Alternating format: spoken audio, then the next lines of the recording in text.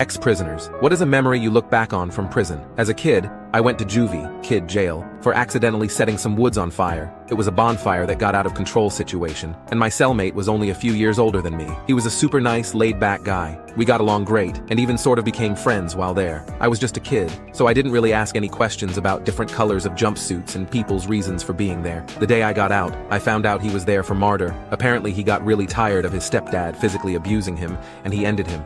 I never really knew all of the details, but I can tell you that when talking to him, he seemed like a good kid at heart, had things and people that he cared about, things he wanted to do, interests, etc. The guards obviously must have known, but they were always super nice to him, noticeably so, even more so than other inmates. I always wondered what happened to him.